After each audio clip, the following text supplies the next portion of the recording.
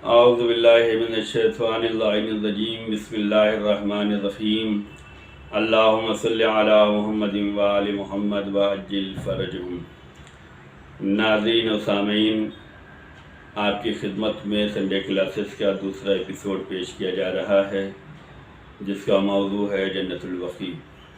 آپ نے ہمارے پہلے ایپیسوڈ جس کا موضوع تھا فطرہ، جس میں ہم نے فطرے کے متعلق گفتگو کی تھی، انشاءاللہ آپ نے فطرہ نکالا ہوگا اور حقداروں تک پہنچایا ہوگا۔ اللہ آپ کے فطروں کو قبول فرمائے اور آپ کی عبادتوں کو قبول فرمائے۔ دوسری بات یہ ہے کہ جن لوگوں نے ہمارے پروگرام کو لائک کیا ہے، دعائیں دی ہیں، ہم بھی ان کے لیے دعا کرتے ہیں اور عمومی طور پر تمام مومنین کے لیے دعا کرتے ہیں کہ اللہ ہر مومن اور مومنات کو اپنی رحمتوں اور برکتوں کے زیر سایہ رکھے اور ان کی تمام آفات و مشکلات کو دور فرمائے، انہیں صحت و سلامتی نصیب فرمائے، آمین یا رب العالمین۔ آج کا جو موضوع ہے وہ جنت البقیع ہے۔ جنت البقیع کا موضوع ہم نے اس لیے منتخب کیا ہے کہ یہ عید کے بعد کے ایام ہیں اور انہی ایام میں 8 شوال کو جو ہے یوم غم منایا جاتا ہے، یوم احتجاج منایا جاتا ہے۔ تو یہ یوم احتجاج کی مناسبت سے ہم نے جنت البقیع کے موضوع کو انتخاب کیا ہے تاکہ قوم میں بیداری آ سکے اور مسلمانوں کے درمیان جنت البقیع کے بارے میں آگاہی ہو سکے۔ جنت البقیع کا احتجاج ہم سب کرتے ہیں، انہدام پر کرتے ہیں، یوم سوگ مناتے ہیں، یوم غم مناتے ہیں، یوم احتجاج کرتے ہیں اور اپنے دل کی آواز کو جو ہے رسول اور آل رسول تک پہنچاتے ہیں اور یہ دعا کرتے ہیں کہ پروردگار وہ دن جلد سے جلد آئے کہ روضات مقدسات تعمیر ہوں اور ہم سب کو زیارت جنت البقیع نصیب ہو۔ مدینہ منورہ کی مشہور اور معروف قبرستان ہے۔ اس کی عظمت اور اہمیت کا اندازہ یہاں سے لگایا جا سکتا ہے کہ یہ رسول اللہ کے زمانے کا ہے۔ ہم نے رسول اللہ کا کلمہ پڑھا ہے، ان سے محبت کا اظہار کیا ہے، ان کی تعلیمات پہ عمل کرتے ہیں، ان کی اطاعت و پیروی کرتے ہیں، ان کی سیرت پہ چلتے ہیں۔ تو یہ سیرت رسول کا تقاضا یہ ہے کہ یہ رسول اللہ اس قبرستان میں آیا جایا کرتے تھے اور زیارت بھی پڑھتے تھے، دعائیں بھی پڑھتے تھے، وہاں پہ مدفون مرحومین کے لیے دعا اور استغفار کرتے تھے۔ تو یہ جگہ جو ہے فضیلت کا حامل ہے اور اہمیت رکھتی ہے کہ یہ رسول اللہ کے زمانے کی ہے۔ یہاں پر رسول کی ازواج بھی مدفون ہیں، رسول کی آل بھی مدفون ہے، رسول کا خاندان بھی مدفون ہے اور رسول کے اصحاب و انصار بھی مدفون ہیں۔ سب سے پہلے اس قبرستان میں جو دفن ہوئے ہیں مہاجرین میں سے اصحاب رسول، ان کا نام عثمان بن مظعون ہے، اور انصار رسول میں سے جو سب سے پہلے صحابی اس قبرستان میں دفن ہوئے ہیں ان کا نام اسد بن زرارہ ہے۔ یہ وہ مدینہ منورہ کی وہ قبرستان ہے جس میں رسول ہر شب جمعہ خاص طور سے آتے تھے اور رات گزارتے تھے اور دعا و نماز کرتے تھے اور یہ فرمایا کرتے تھے کہ ہمیں اللہ نے حکم دیا ہے کہ ہم یہاں پر آئیں اور یہاں پر بیٹھ کر ان مرحومین کے لیے دعا کریں۔ تو یہ بہت فضیلت والی قبرستان ہے کہ رسول کے قدم یہاں پر تھے، رسول یہاں آیا جایا کرتے تھے، رسول یہاں پر آنے کے بعد مرحومین کے لیے دعا کرتے تھے۔ بدنصیبی یہ ہے کہ اس قبرستان کو جب منہدم کیا گیا تو شرک کا فتویٰ لگایا گیا، شرک کہہ کر قبروں کو منہدم کیا گیا، جبکہ قبروں پر جانا، قبروں کی زیارت کرنا، قبروں پر دعا پڑھنا، ان کے لیے دعائے خیر کرنا یہ شرک نہیں ہے، یہ سنت رسول ہے، یہ سیرت رسول ہے، یہ تعلیمات رسول ہے۔ لیکن کیا کیا جائے کہ لوگوں نے علوم اہل بیت اور تعلیمات اہل بیت کو لوگوں تک کم پہنچایا ہے، خرافات کو زیادہ پہنچایا۔ جنت البقیع کو کب منہدم کیا گیا؟ 8 شوال 1344 ہجری میں جنت البقیع کو منہدم کیا گیا، یہاں کے مزارات کو گرایا گیا یہاں کی قبروں کو ویران کیا گیا اور دنیا بھر کے مسلمان کو جو ہے ان کے دلوں کو مغمون کیا گیا اور ان کی آنکھوں کو اشکبار کیا گیا، اس لیے کہ اصحاب و انصار و ازواج اولاد رسول کی قبروں کے ساتھ بے حرمتی کی گئی، اور یہ سب بے حرمتی شرک اور کفر کے نام پہ کی گئی۔ اس زمانے میں دنیا بھر کے تمام مسلمانوں نے اپنا احتجاج درج کرایا۔ سوال یہ بھی پیدا ہوتا ہے اور ہمیں سوچنے کی ضرورت ہے کہ یہ کیوں ہوا اور مسلمان کے ہاتھوں ہی کیوں ہوا؟ اس پہ ہمیں غور کرنا ہوگا کہ مدینے کی قدیم قبرستان جو زمانے رسول سے تھی، جس میں اصحاب و انصار، ازواج، اولاد رسول مدفون ہیں، ان کی قبروں کو گرایا گیا، ان کے مزاروں کو توڑا گیا، بلڈوزر چلائے گئے۔ یہ مسلمانوں کے ہاتھ ہی یہ کام انجام پایا۔ یہ شاید دشمنوں کی ایک چال رہی ہو کہ تاکہ مسلمان کبھی بھی متحد نہ رہ سکیں اور ان کو آپس میں ان کے عقیدوں کے ذریعے سے، مسلکوں کے ذریعے سے انہیں لڑایا جائے اور ان کے دلوں میں نفرتیں ڈال دی جائیں۔ چنانچہ دنیا بھر کے مسلمان یکجہتی کا ثبوت دیتے ہوئے، اتحاد کا مظاہرہ کرتے ہوئے اس غم کو منایا اور یوم احتجاج کیا اور صدائے احتجاج کو بلند کیا۔ لیکن یہ بھی حقیقت ہے کہ اس زمانے سے لے کر آج تک کوئی ثابت قدم نہ رہا۔ لوگ جو ہے ٹوٹتے گئے، لوگ بکتے گئے، لوگ رکتے گئے اور لوگ اس در سے دور ہوتے گئے۔ آج بہت کم ایسے مسلمان ہیں جو 8 شوال کو یوم غم مناتے ہیں یا جنت البقیع کے پر احتجاج کرتے ہیں یا جنت البقیع کے انہدام پر افسوس کرتے ہیں۔ آج ضرورت اس بات کی ہے کہ ہمیں اس غم کو ظاہر بھی کرنا ہے اور اس کے لیے ہمیں آواز احتجاج بھی بلند کرنا ہے اور مسلمانوں کو دعوت فکر بھی دینی ہے کہ وہ کیوں خاموش ہو گئے، وہ کیوں رک گئے، انہیں کیا غم رسول نہیں ہے؟ کیا ان کو رسول اور آل رسول سے محبت نہیں ہے؟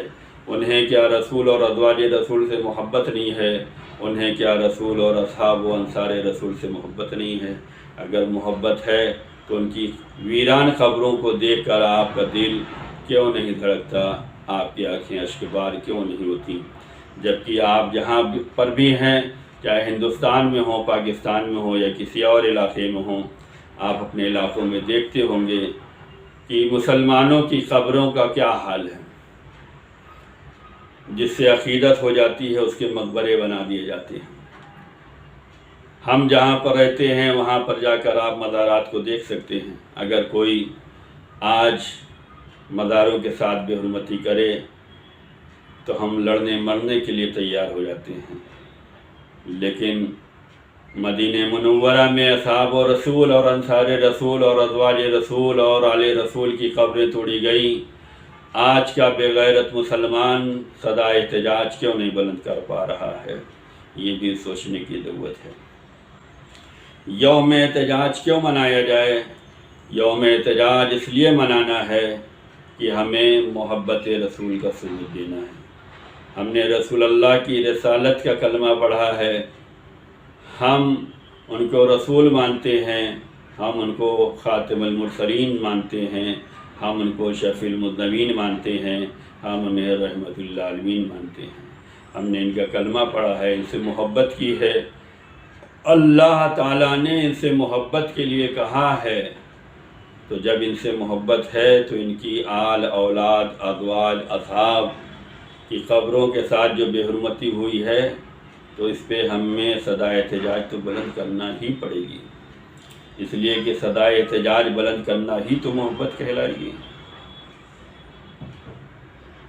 آواز اٹھانا، حق کی بات کرنا، رسول اور آل رسول سے محبت کا اظہار کرنا، تبھی تو محبت رسول کا اظہار ہوگا۔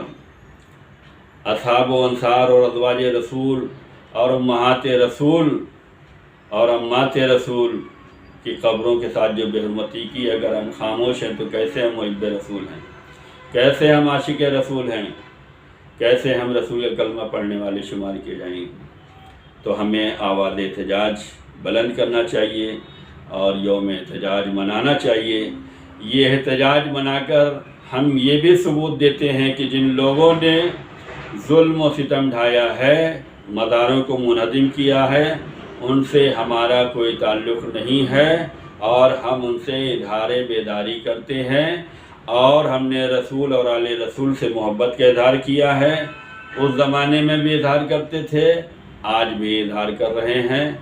یہ احتجاج یہ بتلا رہا ہے، یہ ریلیاں بتلائیں گی کہ انہیں محبت رسول ہے۔ جو محبت رسول، سوال یہ پیدا ہوتا ہے کہ ہم ہی احتجاج کیوں کرتے ہیں؟ ہم ہی احتجاج کر رہے ہیں، یہ زمانہ دیکھ رہا ہے، لیکن سب کو احتجاج کرنا چاہیے تھا۔ جس کے دل میں اسلام ہے، جس کے دل میں عظمت اسلام ہے، جس کے دل میں رسول اور آل رسول سے محبت ہے، جنہوں نے رسول کا کلمہ پڑھا ہے، جو رسول اور اصحاب رسول اور ازواج رسول سے محبت کرتے ہیں، ان سب کو اس احتجاج میں شامل ہونا چاہیے تھا، اور جہاں جہاں تھے، جس طریقے سے بھی ممکن ہوتا، جس انداز میں بھی ہوتا، انہیں احتجاج بلند کرنا چاہیے تھا۔ لیکن یہ صرف ہماری قسمت میں آیا کہ ہم لوگ آج بھی ثابت قدم ہیں۔ تاریخ گواہ ہے کہ جب یہ انہدام کیا گیا تھا، تب سارے مسلمانوں نے غم و غصے کا اظہار کیا تھا، اور اپنے اپنے ملکوں سے، اپنے اپنے علاقوں سے، اپنی اپنی جگہ سے صدا احتجاج بلند کیا تھا، اور اس پر یہ لوگ باقی نہ رہ سکے، اس لیے کہ حکومتوں نے کسی کو خریدا ہے، کسی کو لالچ دی ہے، کسی کو بہکایا ہے۔ ہمیشہ مجمع کو توڑنے کے لیے، ہمیشہ قوتوں کو کمزور کرنے کے لیے، ہمیشہ اتحاد کو پارا کرنے کے لیے دولت ہی استعمال کی گئی۔ کبھی ڈرایا گیا ہے، کبھی بہلایا گیا ہے، کبھی نفرتیں پیدا کی گئی ہیں، کبھی خریدا گیا ہے۔ یہ ہمیں سوچنا ہے کہ ہم کتنے ثابت قدم ہیں۔ آج جو لوگ یوم احتجاج منا رہے ہیں، اس بات کا ثبوت ہے، نہ وہ کل بکے تھے، نہ آج بکے ہیں، نہ وہ کل ڈرے تھے، نہ آج ڈرے ہیں۔ کل بھی محبت کا ثبوت دیتے رہے، آج بھی محبت کا ثبوت دے رہے ہیں۔ کل بھی ہم عاشق رسول تھے، آج بھی عاشق رسول ہیں۔ کل بھی ہمیں آل رسول سے محبت تھی، آج بھی ہمیں آل رسول سے محبت ہے۔ کل بھی ازواج رسول کا احترام کرتے تھے، آج بھی ازواج رسول کا احترام کرتے ہیں۔ کل بھی اصحاب رسول اور انصار رسول کا احترام کرتے تھے، آج بھی ہم اصحاب و انصار رسول کا احترام کرتے ہیں، اور ان کی ٹوٹی ہوئی قبروں پر احتجاج بلند کر کے زمانے کو بتلا رہے ہیں کہ ہم ہی ہیں جنہیں عاشق رسول کہا جاتا ہے، ہم ہی ہیں جنہیں محب رسول کہا جاتا ہے۔ رسول اور آل رسول اور اصحاب رسول پر ظلم و ستم کب تک ہوگا؟ ہمیں اس کے بارے میں بھی غور و فکر کرنا ہوگا کہ رسول نے جو دین پہنچایا ہے، رسول نے جو تعلیمات پہنچائی ہے، ان میں ان کے زمانے میں بھی بہت سی رکاوٹیں آئیں، بہت سی تکلیفیں دی گئیں، ان کے اصحاب و انصار کو پریشان کیا گیا، اور ان کی آل اولاد کو جو ہے قتل کیا گیا، لوگوں سے دور رکھا گیا۔ تو آج ان کی قبروں سے بھی ہمیں دور رکھا جا رہا ہے۔ جنت البقیع میں اگر آپ جائیں گے تو آپ کو سکون اور اطمینان کے ساتھ زیارت نہیں پڑھنے دی جاتی، آپ کو اطمینان کے ساتھ وہاں دعا مانگنے کی یا دعا کرنے کی اجازت نہیں ہوتی، بلکہ جیسے ہم روڈ پر چلتے ہیں اسی طریقے سے ہمیں وہاں سے گزار دیا جاتا ہے کہ جلدی کرو، یہاں ٹھہرنے کی ضرورت نہیں۔ تو یہ بھی ایک طریقے کا ظلم ہے کہ جن لوگوں نے رسول اللہ کا ساتھ دیا ہے، جو رسول کے خاندان والے ہیں، جو رسول کے ازواج ہیں، رسول کے اصحاب ہیں، جنہوں نے محنتیں کی ہیں، مشقتیں کی ہیں، زحمتیں اٹھائی ہیں، لیکن رسول کے ساتھ رہے، آج ان کی قبروں پہ بھی ہمیں سکون و اطمینان سے کھڑے نہیں ہونے دیا جاتا۔ یہ بھی ظلم شمار کیا جائے گا، یہ اصحاب رسول پہ ظلم شمار کیا جائے گا اگر ہمیں سکون و اطمینان کے ساتھ ان کی قبروں پہ کھڑے ہو کر فاتحہ نہ پڑھنے دیا جائے، یا ان کے حق میں ہمیں دعا نہ کرنی دی جائے۔ آج بھی یہ ظلم رسول اور آل رسول پہ شمار کیا جائے گا اگر ہمیں قبر رسول اور آل رسول پہ کھڑے ہو کر اطمینان کے ساتھ زیارت نہ پڑھنے دیا جائے، یا دعا نہ کرنے دی جائے تو یہ بھی آج ان کے ساتھ ظلم شمار کیا جائے گا۔ مسلمانان عالم کو سوچنا ہوگا یہ ظلم و ستم کا سلسلہ کب تک جاری رہے گا۔ رسول اور آل رسول نے محنتیں کی ہیں، مشقتیں اٹھائی ہیں، زحمتیں کی ہیں، اسلام کی تبلیغ کے لیے کانٹوں پہ چلنا پڑا ہے، پتھروں کی بارشیں ہوئی ہیں، بائیکاٹ کیا گیا ہے، انہیں کوڑے مارے گئے ہیں، انہیں ڈرایا گیا، انہیں دھمکایا گیا، انہیں قید میں رکھا گیا۔ انہوں نے دین نہیں چھوڑا، انہوں نے تبلیغ دین نہیں چھوڑی، انہوں نے خدمت دین نہیں چھوڑا، انہوں نے دین کی راہ نہیں چھوڑی۔ آج ان کی قبریں ویران ہیں، ان کی قبروں پر ہمیں جانے کی ضرورت ہے، ان قبروں سے ہمیں وعظ و نصیحت لینے کی ضرورت ہے۔